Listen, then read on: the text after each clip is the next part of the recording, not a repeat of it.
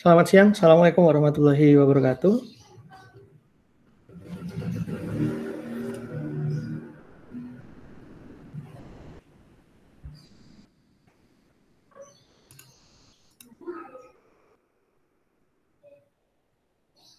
Halo, selamat siang, Assalamualaikum warahmatullahi wabarakatuh. Suara saya bisa terdengar? Waalaikumsalam Waalaikumsalam warahmatullahi terdengar, Bisa, Pak. Pak. Ya, bentar ya, saya sharing screen dulu.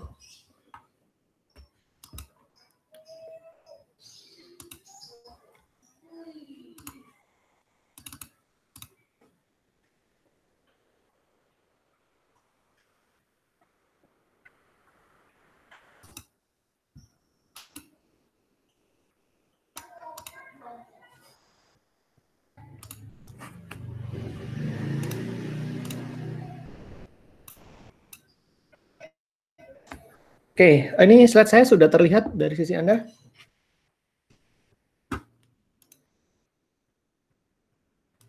Sudah. Oke, saya lanjutkan ya. Jadi 2 minggu yang lalu kita kuliah sinkron ya, yang pertemuan dengan saya via Google Meet. Saya sudah selesai membahas mengenai use case diagram. Jadi kalau kita buat recapnya ya dari diagram UML yang akan kita gunakan di dalam pendekatan object oriented, memang jumlahnya ini kan banyak ya, ada 24 plus ya, saya lupa tepatnya berapa karena sekarang sudah di versi 2.0. Cukup banyak, cuman ini yang saya bahas adalah yang core-nya saja, core dari diagram UML. Kemarin kita sudah banyak membahas mengenai use case diagram di sini. Nah, hari ini kita akan coba maju lagi lebih detail lagi. Sebenarnya dari use case diagram ini kita mau jadikan apa? Jadi kalau kita melihat recap-nya di sini, itu adalah kita akan menyusun kelas diagram sama sequence diagram. Nah, ini dua diagram inilah yang saya akan coba bahas hari ini. Kenapa satu paket begini? Karena ini adalah dua diagram yang saling melengkapi. Mungkin posisinya hampir mirip dengan use case diagram dan use case skenario yang tidak bisa dipisahkan. Use case diagram ini statis, use case skenario ini sifatnya dinamis. Sama halnya untuk yang kelas diagram, ini statis. Untuk melihat dinamisnya kita perlu sequence diagram. Itu. Nah, kemarin kita kan sudah sama-sama membahas ini use case diagram yang kita jadikan studi kasus kemarin ya. Kita ngambil studi kasus ini vending mesin ya kemarin ya. Ini vending mesin salah satu studi kasus yang diangkat oleh Pressman di sini ya, mesin penjualan otomatis. Dan di sini kita kemarin juga sudah memecah ini menjadi beberapa use case. Mungkin masih ingat ya, yang bentuknya elips ini adalah use case namanya. Secara keseluruhan ini disebut sebagai use case diagram. Kemudian di sini ada banyak use case. Kebetulan ada 3. Yang pertama enter object, select product, dan get return coin. Kemarin sudah saya sampaikan juga bahwa dari setiap use case di sini kita harus lengkapi masing-masing dengan yang namanya use case skenario. Jadi kenapa membutuhkan ini? Karena use case diagram ini nggak cukup bagi kita untuk melakukan pemetaan objek-objek yang terlibat. Karena tadi yang saya sebutkan bahwa use case diagram ini adalah jenis diagram yang statis, yang kalau kita lihat di sini enter object, select product, dan get return coin ini sebenarnya hanya memvisualisasikan fungsionalitas dari sistemnya. Fungsionalitas berarti kebutuhan non fungsional yang kita singkat di sini menjadi 2 kata saja ya minimal ya, enter object, select product, dan get return coin. Nah, padahal kalau kita menggunakan pendekatan orientasi objek itu ada langkah yang cukup krusial di situ ya, namanya orientasi objek. Berarti sudah ketebak sebenarnya dari dokumentasi yang akan kita bangun di sini itu kita akan mencari yang namanya objek. Bagaimana objek itu bisa terlihat pada saat fase-fase awal. Di fase analisis ya, use case diagram ini dan use case skenario, kemudian menjelang perancangan itu kita sudah tahu objek yang terlibat. Nah, nanti idealnya saya bicara idealnya di sini di masing-masing use case ini harus punya use case skenario. Ada 3 berarti ya. Kalau kita punya 3 use case, berarti kita punya 3 use case skenario.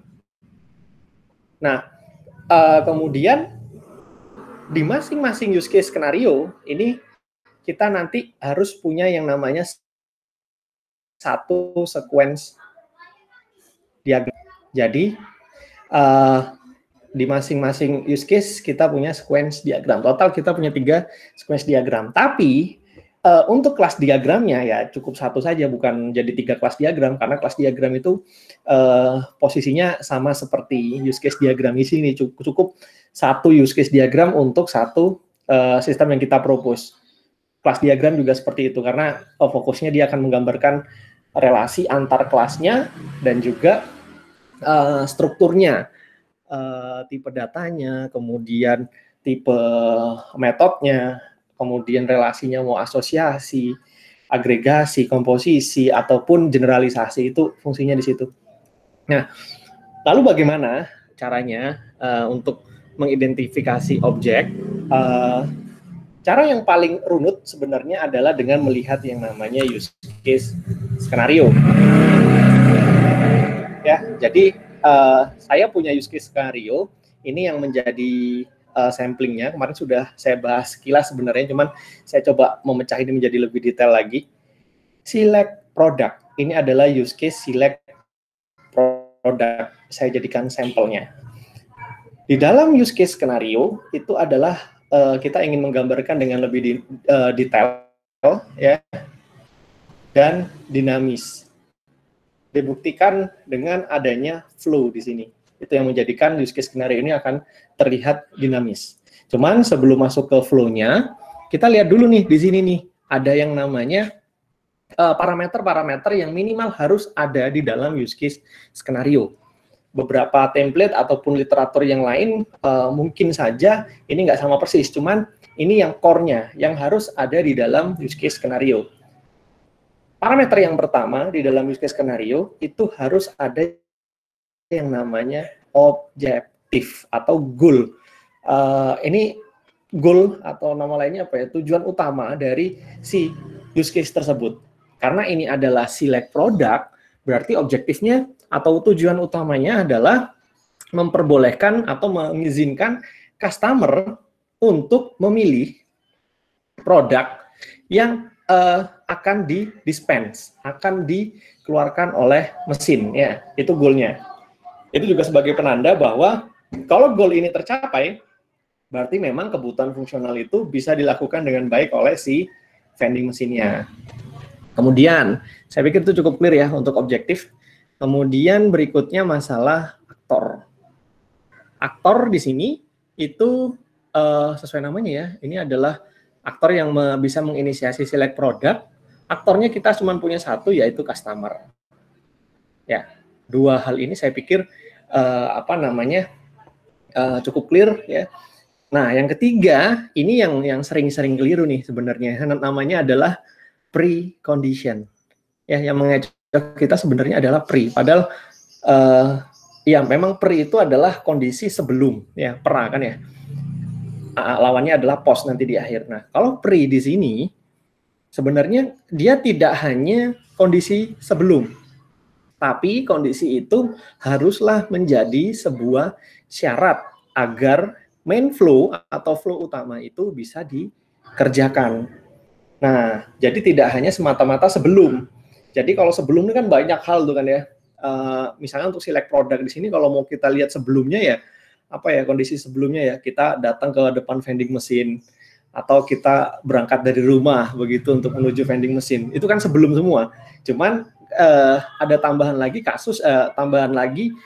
penekanan bahwa itu harus dipenuhi dan yang paling dekat dengan main flow. Jadi bukan tadi berangkat dari rumah itu adalah preconditionnya, tapi preconditionnya adalah koin terdeteksi. Koin terdeteksi dan dinyatakan valid. Itu ya. Dia ada terminologi N di sini, jadi sebagai penguncinya. Jadi kalau salah satu dari sini saja tidak dipenuhi, berarti main flow-nya nggak bisa jalan. Jadi nggak bisa nih, koin terdeteksi. Koin kan macam-macam nih. Anda mau masukin koin Indonesia, koin Malaysia, koin Singapura, koin Amerika juga bisa sebenarnya terdeteksi. Cuman dia harus menunggu sampai dikatakan itu sebagai koin yang valid. Nah, ini yang penguncinya di situ. Jadi tidak cukup hanya terdeteksi, tapi itu adalah valid. Jadi dua hal ya, precondition, cari yang paling dekat dengan main flow, dan itu bisa mengunci sebagai syarat untuk jalan sebuah main flow. Oke, kemudian itu objektif, aktor, precondition. Berikutnya main flow. Main flow kita di sini flow utama ya, sesuai namanya, ini adalah aliran utama atau pekerjaan utama, aktivitas utama yang ada di select product. Di sini itu berupa urutan-urutan aktivitas, makanya ada nomor di sini ya. Yang pertama adalah the customer select a button product. Customer select a button product. Kemudian nomor 2, system mendisplay entry prompt of a number of product to order. Jadi itu ya, ada 2 aktivitas utama, the customer select a button product, kemudian sistem akan menampilkan. Biasanya yang sering terjadi, Anda itu sering menggambarkan main flow di sini, itu hanya dari sisi customer saja. Ini yang keliru. Dari sisi customer. Jadi customer memilih button produk, customer memasukkan jumlah produk yang diinginkan, customer menerima barang. Nah, ini keliru. Jadi upayakan di dalam memberikan atau menuliskan main flow itu ada 2 sisi. Yang pertama dari customer, kemudian sistemnya meresponnya dengan apa. Begitu juga jangan sebaliknya, sistem aja yang ditulis di sini. Ya, nanti saya akan jelaskan kenapa seperti itu. Nah, ini cara menulis use case skenario-nya. Kemudian berikutnya terkait alternatif. Kalau alternatif, ini bukan lagi urutannya bukan seperti menulis main flow, tapi alternatif flow itu menunjukkan sebuah flow alternatif dari main flow-nya. Ini nomor 1 ini kebetulan saja nomornya urut, padahal ini ada artinya nih sebenarnya.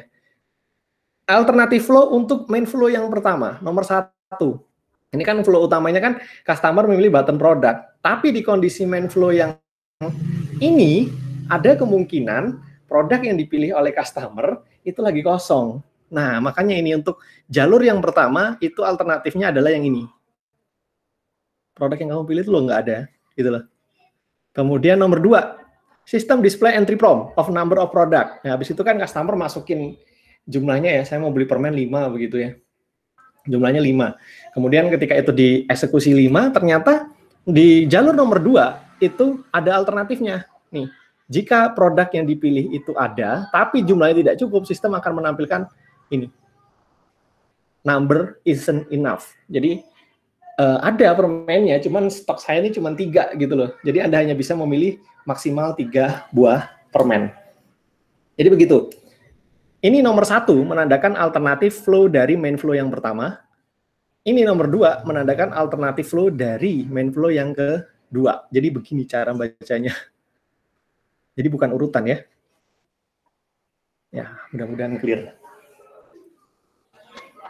Oke, itu alternatif.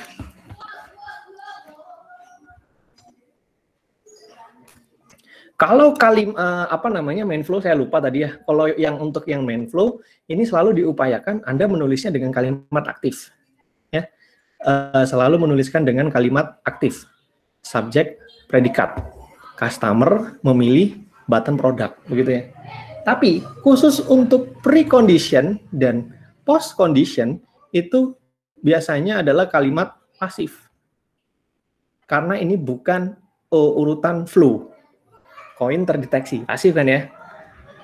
Produk yang dipilih dikeluarkan sesuai dengan jumlah yang diinginkan. Itu jadi panduan. Jadi biasanya kalau Anda cenderung menuliskan dengan kalimat aktif, itu nantinya jadi flow. Padahal pre sama post condition itu bukan flow, tapi adalah sebuah persyaratan bahwa sebuah kondisi itu harus dipenuhi dulu gitu loh. Ya, jadi itu cara menulis use case skenario. Kelihatannya simpel, cuman Anda harus menulis itu dengan dengan sangat baik, terukur ya, dan kalimat-kalimatnya itu punya meaning semuanya. ya. Bukan misalnya nih precondition koin terdeteksi dan valid, padahal biasanya sering dilakukan itu adalah menyalakan atau menghidupkan browser begitu kan ya, atau apa menyalakan komputer, bukan seperti itu untuk preconditionnya. Karena kalau untuk kondisi seperti itu ya nanti bisa jadi setiap use case skenario preconditionnya akan sama semua. Padahal precondition ini harus spesifik ke dia refernya kemana. Kalau select product ya udah preconditionnya ke nempel ke select product. Mungkin itu yang bisa saya sampaikan untuk yang use case skenario. Nah, sekarang kita masuk ke intinya.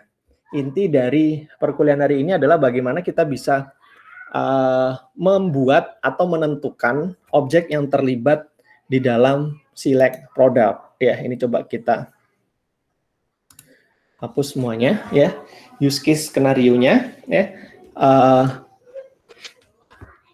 Targetnya untuk fase berikutnya ini, di fase perancangan, Anda bisa melakukan identifikasi objek. Ya, ini yang akan mau kita tentukan. Nah, sebelum kita sama-sama melihat itu, objeknya apa saja yang terlibat, sekarang kita sama-sama lihat dulu di slide berikutnya ya. Saya coba loncat dulu ya ke slide berikutnya.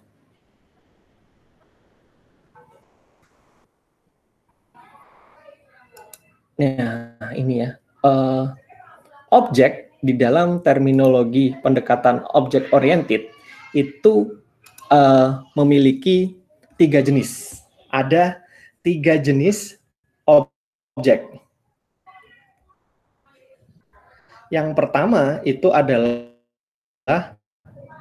boundary, kemudian yang kedua adalah controller, dan yang ketiga itu adalah entity. Ini sebenarnya pemodelan pola perancangan yang sudah cukup populer sebenarnya. Mungkin Anda mengenal dengan istilah yang berbeda ya, model view controller, MVC. M-nya itu adalah entity, view-nya itu adalah boundary, dan C-nya adalah controller. Ini mirip ya, seperti itu. MVC itu awalnya adalah berangkatnya dari boundary, controller, dan entity ini. Ini pola perancangan yang paling sederhana dari dari pendekatan objek oriented. Nah, sekarang kita lihat kembali apa yang dimaksud dengan boundary object, atau nanti di sini diterjemahkan menjadi boundary classes ya, akan menjadi kelas boundary, karena memang sebenarnya objek-objek yang nanti kita akan dapatkan itu nanti adalah semua adalah calon-calon kelas. Nah, boundary class itu menggambarkan interaksi ya, memodelkan interaksi dan memanage komunikasi antara komputer sistem dan its aktor ya.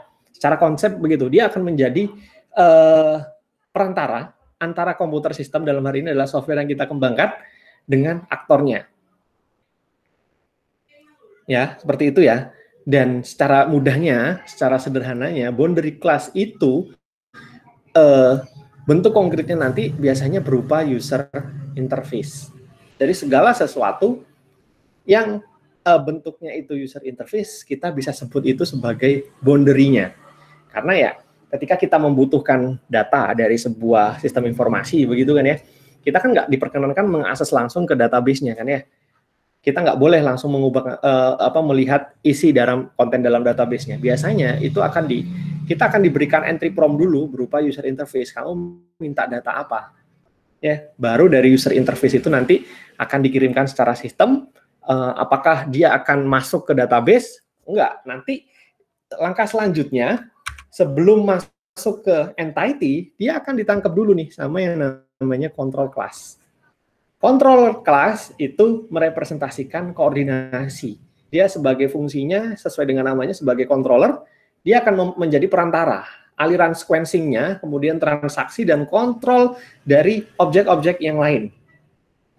Nah, ini ada penjelasan lagi. Dia akan merekatkan sebenarnya antara boundary element ya, UI tadi, dengan entity element. Jadi dia sebagai perantaranya. Biasanya setiap use case itu secara kasar harus punya minimal 1 controller. Nah, kalau entity class sudah ketebak nih ya, ini masalah data di sini. Jadi dia tugasnya adalah nanti memodelkan data dan perilaku-perilaku yang lain ya, yang biasanya dia akan kelola seperti data member, data bank akun, ya, pemesanan, daftar employee, dan data-data yang lainnya. Jadi nanti yang bagian execute algoritma berupa SQL, fetching dari database, dari tabel, itu nanti yang mengatur adalah kelas entity. Itu. Gambaran umumnya seperti ini. Jadi ada aktor, dia akan ditangkap dulu sama boundary. Mintanya apa? Oh, saya mencari aktor ini pengen yang namanya data pegawai. Ya, oke, boundary akan diisi oleh aktor, akan disiapkan oleh sistem dan diisi oleh aktor. Kemudian hasil pengisiannya itu nggak akan langsung kita berikan kepada entity, tapi ditangkap dulu sama yang namanya controller di sini. Oh, dia membutuhkan data pegawai yang berjenis kelamin laki-laki, misalnya seperti itu. Oke, controller nggak punya nih, dia nggak punya akses ke data. Dia tugasnya sebagai perekat saja antara boundary sama entity. Tugasnya adalah meneruskan kepada entity. Nah, barulah di dalam objek entity di sini, dia ada mekanisme algoritma berupa scripting SQL dan fetching database yang nanti itu akan terkoneksi dengan yang namanya storage di sini. Data pegawainya.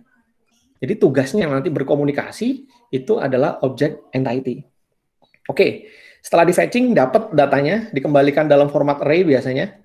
Dari sini itu nanti akan dikembalikan. Apakah entity diperkenankan untuk masuk ke boundary untuk membypass itu? Ini nggak boleh. Tapi entity akan mengembalikan lagi kepada kontrol data pegawai berjenis kelamin laki-laki misalnya. Dari situ baru dikembalikan ke boundary, kemudian akan tampillah data pegawainya itu dalam format tabel misalnya, atau grafik misalnya. Ya. Itu akan dilihat oleh si aktor di sini. Itu fungsinya. Cara penulisannya nanti bisa berupa stereotype seperti ini, diberi keterangan dia boundary, controller, ataupun entity, atau dari sequence diagram itu ada yang menggunakan notasi seperti ini. Boundary itu dengan menggunakan lingkaran, ada apa ya, garis seperti ini. Kemudian entity, garisnya ada di bawah. Kemudian yang control itu ada panahnya begini. Oke ya. Jadi itu konsepnya, ada 3 jenis objek di situ. Nah sekarang kita coba lihat kembali ke use case skenario kita. Ada nggak unsur-unsur tersebut? Bentar, mana tadi? Ya ini dia. Ada nggak di sini objek-objeknya? Jadi yang namanya menentukan objek itu nggak langsung apa ya melebar kemana-mana semua kamu sebutkan. Langsung fokuskan ke 3 jenis objek itu tadi. Pertama, untuk yang bertipe boundary, kira-kira mana nih bagian ini yang kita bisa mengambilnya sebagai kata benda dan itu akan mengarah ke objek yang bertipe boundary. Nah, di sini akan terlihat nih, customer select ke button product. Berarti kalau memilih itu kan pasti butuh sebuah UI ya. Begitu juga nanti sistem akan mendisplay entry prompt. Nah, entry prompt di sini kita bisa kasih tanda dulu. Oh, ini nih, ketemu di boundary-nya. Kita butuh yang namanya boundary tersebut. Ya, boundary. Kemudian, entity. Entity-nya apa? Ini adalah use case skenario yang terkait dengan pemilihan produk. Yang terkait dengan data, ya sudah akan terlihat bahwa ini kita akan mengelola data produk. Ya sudah, ini yang produk ini kita sebut sebagai entity. Ya. Bahkan kalau mau lebih detail lagi, ini di alternatif pun kita bisa dapat nih boundary-nya. Jadi ketika produknya itu tidak ada, sistem akan mendisplay. Nah, kata kuncinya display di sini. Kalau ada display a message itu berarti berkaitan dengan UI ya, pop up yang dikeluarkan. Nah, ini Anda mau detailkan lagi, ini bisa jadi yang namanya boundary juga. Begitu juga display a message ya, ada kata-kata display, boundary. Seperti itu ya. Simpelnya seperti itu sederhananya. Cuman kenapa ini bisa jadi simpel? Ya karena saya dari awal sudah langsung menuliskan kalimat-kalimat use case skenario itu dengan kalimat yang terukur. Nggak sembarangan saya menulis kalimatnya, sehingga saya bisa dengan mudah untuk mengidentifikasi objeknya. Nah, sekarang kita lihat. sequence diagramnya kayak gimana sih? Nah, ini namanya sequence diagram. Sequence diagram itu adalah, kalau Anda nanti ditanya sequence diagram itu apa sih? Sequence diagram itu adalah apa? Diagram yang menggambarkan interaksi objek. Ya, kata kuncinya interaksi antar objek. Berarti nanti Anda akan melihat objek-objek yang terlibat di situ dan kapan timing ya, objek itu akan terlibat. Ya, kapan objek itu akan hidup. Ya, nanti Anda akan mengenal yang namanya lifeline juga. Nah, sekarang kita coba lihat nih notasinya. Kalau sequence diagram ini kita punya beberapa notasi. Ini aktor ya. Kemudian ini tadi sudah saya bahas. Ini adalah objeknya. Objek.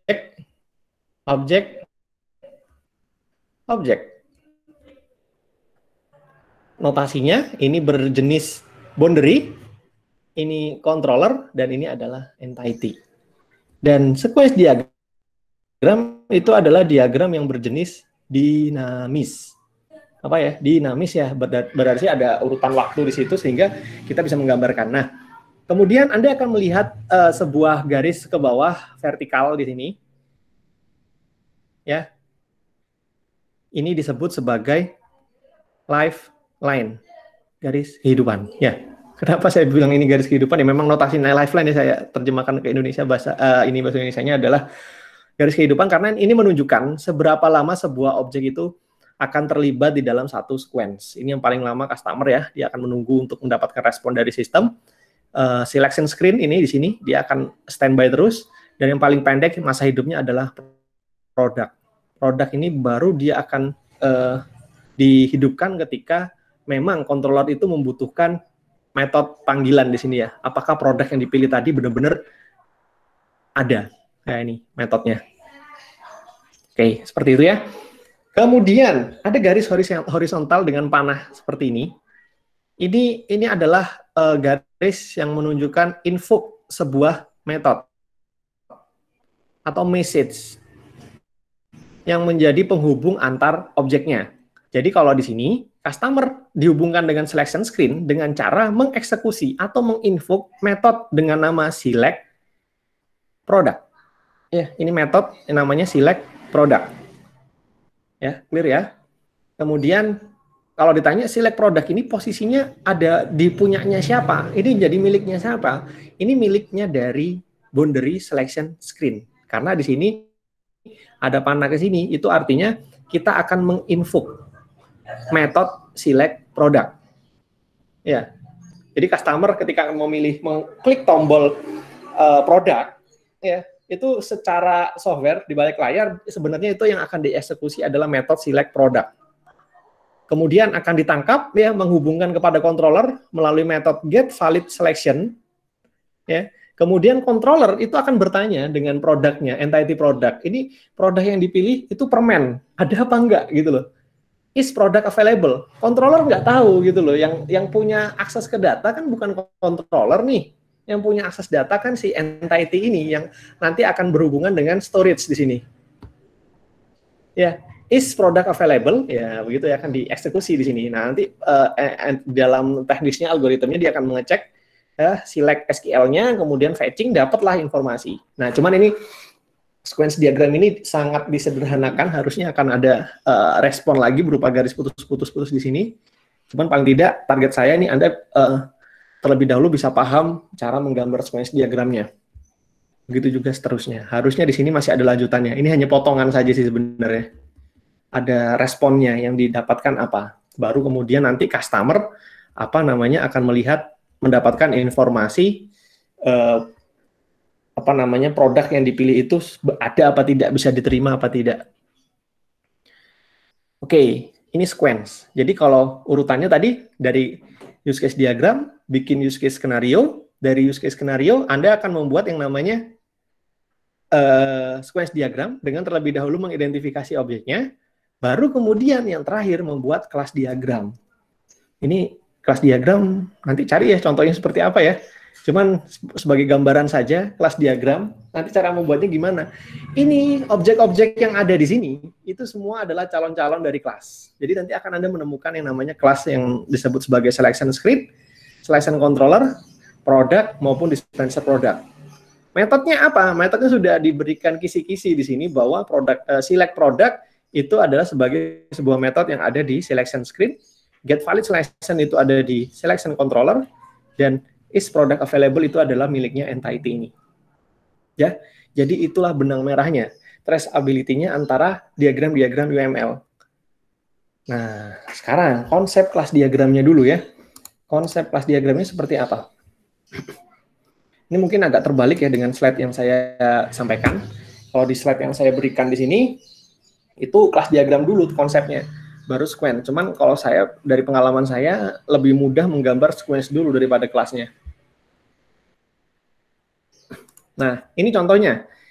Konsepnya, bukan contoh ya. Ini konsep, kalau kelas diagram itu adalah menggambarkan struktur statis. Sudah ada nih, ya, struktur statis dari sistem. Dan terdiri dari node. Notasinya sederhana, hanya ada kelas dan relasinya. Dan kalau kita bicara kelas, itu adalah ada berbagai macam. Yang pertama generalisasi, atau kalian kenal dengan nama pewarisan di sini ya. Ya, is ya, inheritance, kemudian ada asosiasi. Nah, asosiasi ini di dalam asosiasi nanti kalau mau kita spesifikkan lagi ada dua hal, mau di arahnya agregasi apa komposisi. Kalau pewarisan saya nggak perlu bahas banyak ya, ini sebenarnya di mata kuliah pemodelan orientasi objek harusnya sudah ada ini. Nah, kita bicara asosiasi, ini adalah relasi dasar dari sebuah antar kelas begitu ya. Kelas A dan kelas B ya, itu bisa dikatakan berasosiasi ketika memenuhi persyaratan sebagai berikut. Yang pertama, ketika objek dari kelas A itu sends a message to an object object of B. Jadi mengirimkan message ya, itu bisa sebagai asosiasi. Atau objek kelas A itu meng-create instansiasi miliknya B. Ya, objek of kelas A itu memiliki atribut ya, atribut dari kelas B ataupun sekumpulan objek dari tipe B. Ya. Nanti contoh-contohnya silakan dibuka kembali ya materi yang lain ya di sisi APS. Ini hanya sebagai pengingat saja, asosiasi seperti itu. Cuman nanti kalau mau lebih spesifik lagi, itu sebenarnya sudah ada opsi Anda arahnya ke agregasi apa komposisi. Ini sebenarnya kalau mau kita gambarkan secara diagram begitu ya. Kalau ini adalah lingkaran agregasi. Nah, asosiasi. Nah, agregasi itu ada di dalam asosiasi juga, dan komposisi itu ada di dalam lingkaran yang di sini. Jadi ini sebenarnya asosiasi juga sebenarnya, cuman dia memiliki syarat yang lebih lebih kuat lagi.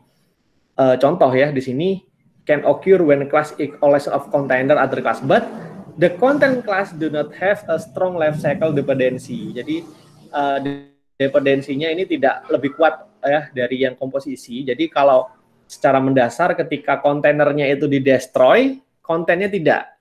Sedangkan kalau komposisi dia justru lebih kuat. Ketika kontainernya itu dihancurkan, ya, kontainernya itu di-destroy secara otomatis, semua instansiasi yang mengarah ke kontainer tersebut juga akan destroy. Contohnya begini nih. Ini asosiasi biasa ya, vehicle sama owner di sini kan ya. Kemudian di dalam vehicle ini kita bisa menurunkan menjadi motorcycle ya. Berarti ini sifatnya inheritas. Notasinya seperti ini. Sedangkan kalau yang untuk agregasi itu garisnya ditambahkan diamond seperti ini. Motorcycle sama handlebar. Jadi kalau motorcycle-nya ini kita destroy, handlebar-nya ini harusnya masih bisa berdiri sendiri. Karena handlebar ini kan stang ya, stang. Dia bisa terhubung lagi nanti dengan kontainer yang lain, misalnya bicycle gitu loh. Sepeda kan juga punya handlebar, jadi nggak otomatis destroy. Sedangkan kalau di sini building sama room ini termasuk komposisi. Kenapa? Ya, pertama karena notasinya nih. Nah, ini sebagai pembedaan notasinya. Kalau yang komposisi dia notasinya seperti ini ya. Diamond ada isinya hitam seperti ini. building kontainernya. Ketika ini di destroy, otomatis room-nya akan ikut destroy juga, akan sangat kuat ikatannya. Seperti itu. Nanti silakan Anda baca kembali mengenai teori ini beserta dengan contoh-contohnya di fase implementasi. Mungkin itu yang bisa saya sampaikan untuk yang sequence diagram sama kelas diagram. Kira-kira ada yang mau didiskusikan tidak? Atau ada pertanyaan terkait dengan materi hari ini?